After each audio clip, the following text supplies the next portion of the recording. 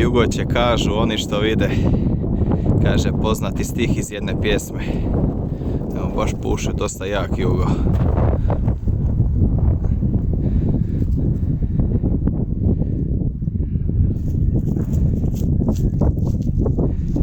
Jutros je bilo i kiše, sad je malo se smirilo.